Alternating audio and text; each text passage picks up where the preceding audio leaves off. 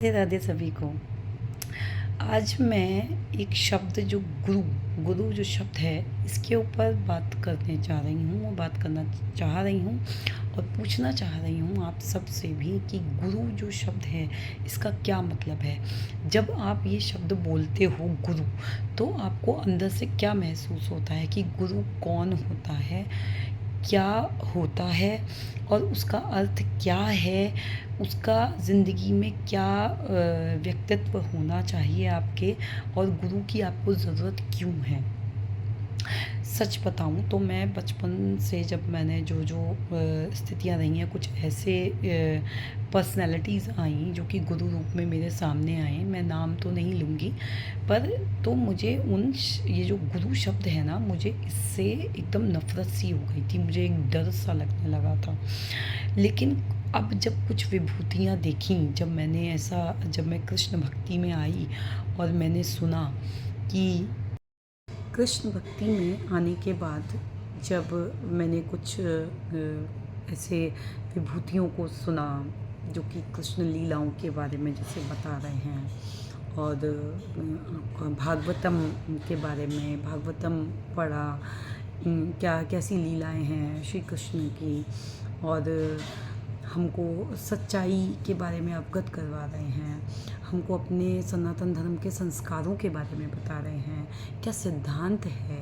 और गुरु वो है जो गुरु परंपरा से चलते हुए आ रहे हैं, ठीक है। ऐसा नहीं कि कोई भी नया गुरु बन के बैठ गया है और वो आपको दीक्षित कर रहा है और आप हो रहे हो दीक्षित, आप मतलब इन्फ्लुएंस में आ रहे हो। ऐसा आपको नहीं करना है, हमको बहुत देखभाल के, क्योंकि हमारी जो पूरा लाइफ होता है ना, वो जब हम गुरु धारण करते हैं तो वो उस के ऊपर डिपेंड होता है पूरी तरीके से। गुरु ही हमको बताता है कि कैसे हमको चलना है आध्यात्मिक रास्ते पर, अध्यात्म के बारे में वो हमको सिखाता है किस तरीके से। देखिए, गुरु में गु का अर्थ क्या होता है, अंधकार है, अंधकार है गुरु का अर्थ, और रू का अर्थ है उस अंधकार को प्रकाश, प्रकाश, रू का अर्थ है प्रकाश, उस अंधकार को हटाने वाला। तो गुरु एक बहुत बड़ा वर्ड हो गया गुरु। अब जब मैं इस लाइन पे चली तो मैंने कुछ विभूतियों को सुना, जैसे कि मैंने प्रेमानंद महाराज जी को सुना। प्रेमानंद महाराज जी को सुन के मुझे बहुत अच्छा लगा। उनसे पहले मैंने हमारे पूज्य नरेश भैया जी हैं जो कि गाज़ियाबाद नादिया निकुंज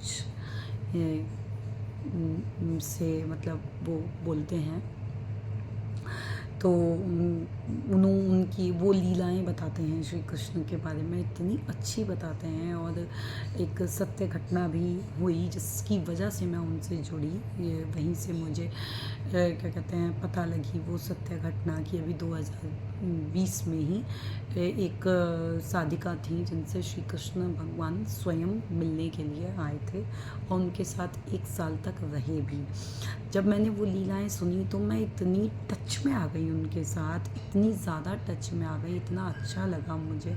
तब मैं खिंची चली आई और श्री कृष्ण को मैं मानने तो लगी गई थी, लेकिन भक्ति में गहराई में मुझे पूज्य भैया जी ने उतारा।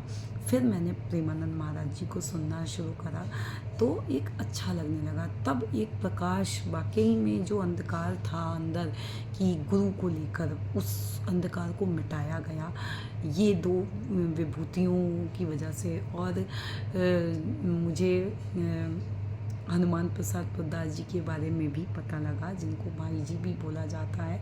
आप उनको गूगल पे भी सर्च करेंगे तो आपको उनके बारे में सब कुछ मिल जाएगा। गीता प्रेस, जो गीता प्रेस की पुस्तकें आती हैं, तो गीता प्रेस गोरखपुर, वहाँ के संचालक रहे हैं वो। अब तो उनका शरीर नहीं है, परंतु वो इतनी बड़ी विभूति हैं, जब आप उनके बारे में जानेंगे तो आपको पता लगेगा कि वो कौन हैं, क्या हैं वो। उनके बारे में, राधा बाबा के बारे में, और बहुत सी इस्कॉन भी मैं गई तो इस्कॉन में भी मुझे मालूम चला कि किस तरीके से भगवान के लिए चला जाता है, भगवान के लिए जो बताता है, जो अपने आप को श्रेष्ठ ना बताकर भगवान को श्रेष्ठ बताता है, भगवान की राह पे आपको चलना सिखाता है, किस तरीके से चलना है। और अगर आपसे कोई गलती होती है तो उस गलती में आपको समझाता है। सिर्फ अपना गुणगान करता है वो गुरु नहीं है। तो इसलिए प्लीज़ आप जब भी गुरु आपको धारण करना है तो आप जल्दी ना करें किसी भी बात की कि मुझे गुरु धारण करना है, मुझे जल्दी, मुझे कोई गुरु नहीं मिला, मुझे घबराहट हो रही है। ऐसा नहीं, मेरे साथ ऐसा हुआ कि बहुत सी मुझे 2-3 लोग ऐसे मिले कि उन्होंने हमसे कहा कि हमको घबराहट होने लगी तो हमने जल्दी जल्दी में कोई भी गुरु धारण कर लिया।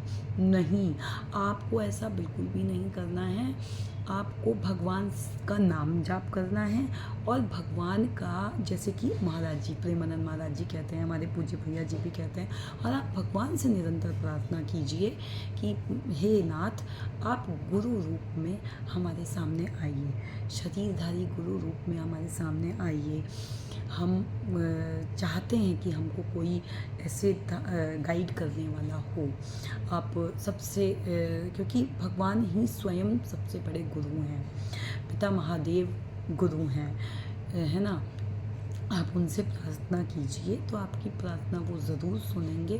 पर कृपया भी किसी भी बात की जल्दी ना कीजिए गुरु बनाने में, क्योंकि ऐसा ना हो कि आपसे कोई गलती हो जाए। क्योंकि गुरु जो है जीवन में एक ही बार बनाया जाता है, ये नहीं एक नहीं अच्छा लगा तो दूसरा बना लिया, दूसरा नहीं अच्छा लगा तो तीसरा बना लिया। ऐसे ऐसे लोग हैं जिन्होंने 10 तरीके के गुरु बना रखे हैं। तो ऐसा नहीं होता, बिकॉज गुरु कोई शरीर नहीं है, कोई इंसान नहीं, कोई व्यक्ति नहीं है। गुरु एक तत्व है, गुरु का शरीर है, वो आप सामने उनकी सेवा कर रहे हैं, उनसे सुन रहे हैं, ठीक है। परंतु गुरु आप मन से भी धारण कर सकते हैं। मन में आपने भगवान को गुरु मान लिया, ठीक है, परंतु आपको ये सामने चाहिए कि कोई आपको गलती पे करेक्ट करे, आप सेवा करें उनकी, या आपको वो सेवा दें। तो आप भगवान से ही प्रार्थना कीजिए, वो ही गुरु रूप में आपके सामने आएंगे।